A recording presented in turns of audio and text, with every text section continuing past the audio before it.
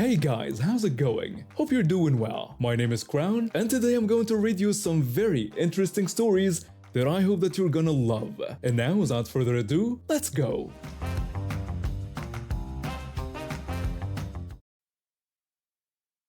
I've been dealing with postural orthostatic tachycardia syndrome since I was 15. For those who don't know what that is, basically, my heart rate increases abnormally when I stand up, and I get dizzy spells that can sometimes make me pass out. It took 3 years of doctors scratching their heads before I finally got diagnosed, and let me tell you, high school was not fun during that time. But I refused to let it stop me from going to college. My service dog has been my lifeline for the past 2 years. She is trained to alert me before my episodes and helps me keep my balance. She's a beautiful German Shepherd, and she's basically the reason I can attend my classes independently. Today started like any other day.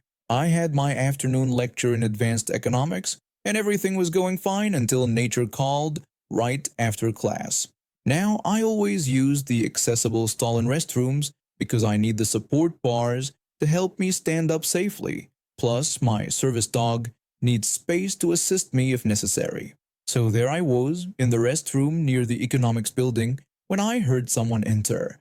Through the gap under the stall door, I could see a wheelchair positioning itself right in front of my stall. I figured she'd notice my service dog's paws and understand why I was using this stall, but apparently the angle wasn't right for her to see.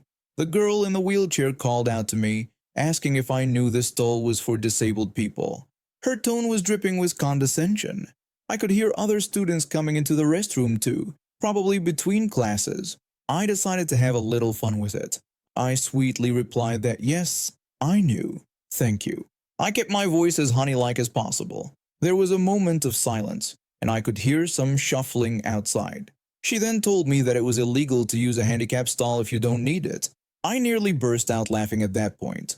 I've dealt with enough entitled people to know my rights, and that's absolutely not true, at least not in the United States. I responded with a sarcastic, "Oh, really?" I made sure my sarcasm was thick enough to cut with a knife. I could hear several girls trying to suppress their giggles by the sinks. The wheelchair girl then threatened to talk to the dean if I didn't get out right away. That was my cue. I stood up carefully using the support bars and made sure my service dog was ready. I flushed, straightened my clothes, and opened the door with a flourish. The wheelchair girl's eyes went from my face to my service dog, who was wearing her clearly visible service vest with all the proper labels and patches. Her mouth dropped open and her face turned red. The other girls in the restroom lost it. One of them was literally bent over laughing, while another had to lean against the wall for support. I gestured to the stall and announced that it was her turn, stepping aside with an exaggerated sweeping gesture, like a butler showing someone to their table at a fancy restaurant. She started stammering out profuse apologies, saying she didn't realize and that she was so embarrassed. She kept apologizing while I walked to the sink to wash my hands. I could have just left it at that, but I wanted to make sure she learned something from this. I told her that I hoped she would never do that to someone who has a disability they can't prove on the spot. I explained that not all disabilities are visible, and nobody owes her proof of their condition. One of the girls by the sinks mockingly commented that wheelchair girl really thought she did something there. Another girl chimed in, saying she got served. The whole situation was like something out of a teen movie. As I walked out, I could still hear the laughter echoing in the restroom. Wheelchair girl was still sitting there, probably contemplating her life choices. I couldn't help but laugh all the way back to my car. My service dog kept looking up at me, probably wondering what was so funny, and later that day I saw her in the campus coffee shop and she practically tripped over herself trying to get out of there when she saw me. I guess some people need a reality check now and then to remember that they don't know everyone's story. I've always been close to my grandfather. After my parents divorced when I was 12, he became like a second father to me. Every summer, he'd take me to this cozy little hut deep in the forest by a pristine lake. The place had been in our family for 3 generations. My great-grandfather built it with his own hands back in the 1940s. These trips were our special thing. We'd spend weeks there fishing, hiking, and telling stories around the fireplace. The hut wasn't fancy, just 2 bedrooms, a small kitchen, and a living area with a stone fireplace. But it was our sanctuary. There was also a basement where we kept supplies, though I rarely went down there since it was always dark and musty. Last summer, I decided to surprise my grandfather by going up to the hut early to clean it up before our annual trip. He'd been feeling under the weather lately, and I wanted everything to be perfect for him. I brought my best friend along to help, and we drove the 2 hours through winding forest roads to reach the property. When we approached the hut, I noticed something was off. There was an old beat-up station wagon parked outside that I didn't recognize. Smoke was coming from the chimney, and I could hear children's voices inside. I told my best friend that something wasn't right since nobody should be there. They suggested that maybe the people were just lost and needed a place to rest. We walked up to the front door, and I was shocked to find it had been forced open. The lock was completely broken. Before I could process this, the door swung open, and there stood this woman, classic Karen with the signature haircut and everything, glaring at us like we were the intruders. She demanded to know what we wanted, claiming this was private property. I told her that this was actually my grandfather's property and that she had broken in and needed to leave immediately. She just laughed, saying that the place had been abandoned and that they had found it fair and square, even using the childish phrase, finders keepers, losers weepers. I could see 2 kids, probably around 8 and 10, peeking out from behind her. The inside of our hut was a complete mess. Food wrappers everywhere, our family photos taken down, and their belongings strewn all over. I told her that the place wasn't abandoned and that we vacationed there regularly. I warned her to pack up and leave before I called the police. She mockingly told me to go ahead and try, pointing out that we were hours from the nearest town. She threatened that by the time they arrived, she would have changed the locks, insisting this was her home now and she had every right to defend it. My best friend tried to reason with her, emphasizing that she was trespassing and this was serious. In response, she pulled out a small handgun from her pocket and told us that this was what was really serious, threatening to use it if we didn't get off what she now claimed was her property. We backed away quickly. I was furious but also scared. This woman was clearly unstable. We drove back to town, and I immediately went to my grandfather's house to tell him what happened. I expected him to be angry, but he remained eerily calm. He simply suggested we pay her a visit. When I reminded him about the gun, he just told me to trust him. We drove back to the hut. When we arrived, Karen came out screaming, waving her gun around. She yelled at us to stay away, threatening to put a bullet between our eyes if we took another step. My grandfather calmly asked her to listen to what he had to say, telling her it might change her mind about staying there. She laughed hysterically, claiming nothing he could say would make her leave. My grandfather insisted she would want to hear this. After several minutes of back and forth, Karen finally agreed to speak with my grandfather alone. They walked a short distance from the hut out of earshot. I couldn't hear what they were saying, but I saw my grandfather pointing at the hut and speaking very quietly. Karen's face went from smug to confused to absolutely terrified in the span of about 2 minutes. She ran back into the hut screaming. We could hear her frantically moving around inside and then more screaming. About 10 minutes later, she burst out of the house, pushing her kids in front of her, carrying whatever she could grab in 2 handbags. They jumped into their car and peeled out of there so fast they left tire marks in the dirt. When I asked my grandfather what he had told her, he just said some things are better left unsaid. We spent the rest of the day cleaning up the mess they'd left behind. The hut was trashed, food everywhere, broken dishes, our belongings scattered, but at least they were gone. We never saw Karen or her kids again. Years passed, and those summer trips continued to be our special tradition. Then last spring, my grandfather's health started declining rapidly. One day, he called me to his bedside with an unusual request. He asked me to call his old friend from the military, saying he needed to clear out the hut. When I asked what exactly needed clearing out, he just said I would understand and to just call his friend. I did as he asked. The friend, a gruff older man who'd served with my grandfather, met me at the hut the next day. Without saying much, he went straight to the basement and opened a hidden door I never knew existed. Behind it was enough C4 explosives to level a small building. The military friend explained that my grandfather had been part of a special operations unit back in the day, and this was one of their safe houses. He mentioned that the explosives were supposed to be removed decades ago, but some things got lost in the paperwork. He added that it was better late than never to remove them. Everything suddenly made sense. Why my grandfather had remained so calm when confronting Karen, and why she'd run away like she'd seen a ghost. He must have told her about the explosives, probably implying they were unstable after all these years. I went back to confront my grandfather about it, but he just smiled and changed the subject. He passed away a few months later, taking the full story with him. But sometimes when I'm at the hut now, I think about Karen's face when she ran out of there, and I can't help but laugh at how my quiet, gentle grandfather managed to scare off an armed squatter with just a few whispered words. The military friend later told me that my grandfather had been part of an elite demolitions unit during his service years. The hut had indeed been a safe house, but the explosives were actually decommissioned long ago. They were just dummy charges filled with clay, kept there as a reminder of his service days. My grandfather had known this all along, but he'd used Karen's ignorance against her, probably telling her just enough to make her think she was sitting on a ticking time bomb. I still go to the hut every summer, carrying on the tradition. Sometimes I bring my own kids now, though I keep the basement door locked and the story of Karen and the explosives to myself.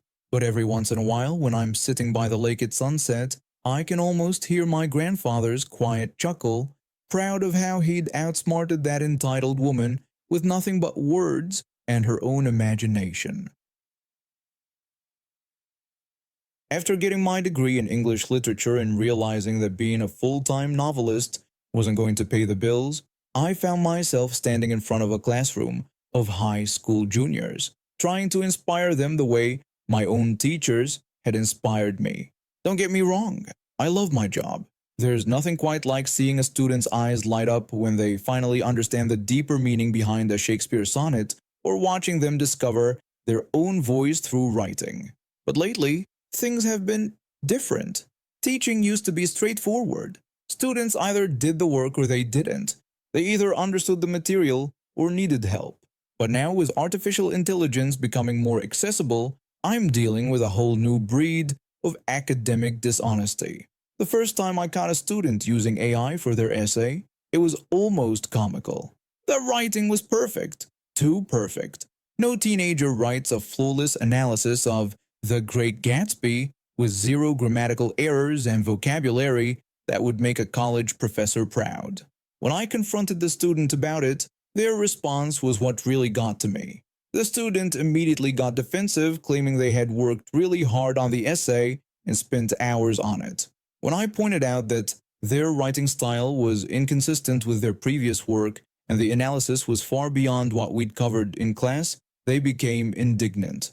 They accused me of saying they weren't smart enough to write like that, calling it unfair. I tried explaining that it didn't sound like their writing voice and that I had reason to believe it was generated by artificial intelligence.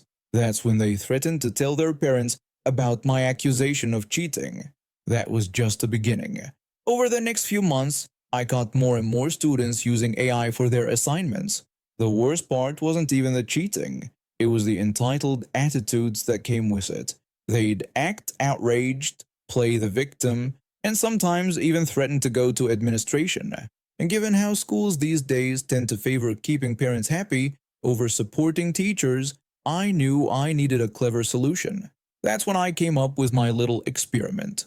The creative writing assignment seemed simple enough on the surface. Write a story about anything you want, followed by some basic analysis questions. But I had noticed something interesting. Whenever my students used a certain AI chatbot for creative writing prompts, it always generated the same story about a girl named Alara living in the woods. So I added my trap in the instructions, making sure it was visible but not too obvious. If your main character's name is Alara, 99 points. The day I handed back the graded assignments, I had two memorable encounters. The first was with a student who'd been consistently suspicious throughout the semester. They demanded to know why they got a 1 out of 100. When I asked if they had read all the instructions carefully, they insisted they had written exactly what was asked for.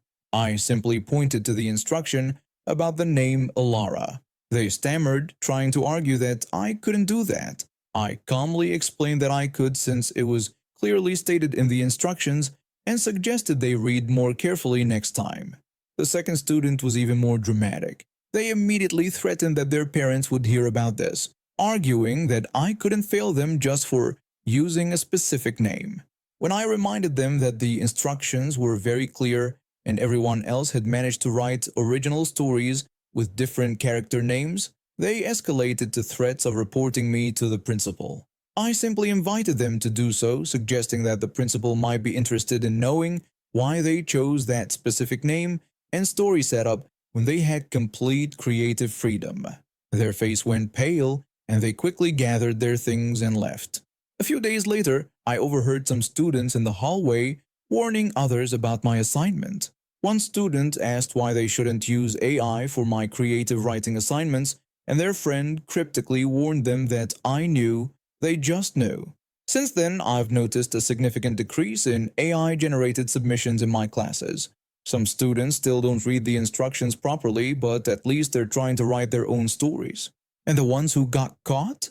They've become surprisingly better at following directions. Now, when I give writing assignments, I always include some small but crucial detail in the instructions. Sometimes it's about word count, sometimes it's about formatting, but it's always something that an AI wouldn't pick up on if you just asked it to write a story. It's my little way of making sure students actually engage with the assignment instead of taking shortcuts. My mom was married to my father for 5 years before I came along. When she got pregnant, instead of things improving, he moved them to a different state, isolating her from her support system. That's when she discovered his other relationship. At 7 months pregnant, he simply disappeared, completely walked out on us. The divorce was a nightmare. He never showed up to any court dates, not for divorce, custody, or child support hearings.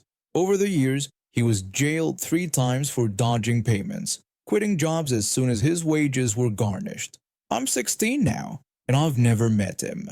Not once, no birthday cards, no contact. Mom and I built a good life together. She worked hard, went back to school, and now has a great job. We're happy. But last year, everything changed when he moved to our town with his new family. The woman he'd been cheating with all those years ago and their children, including a daughter who's only 5 months younger than me. Yes, do the math on that one.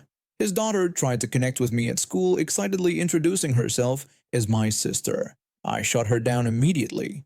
When that didn't work, she arranged to be in 4 of my classes instead of just 1.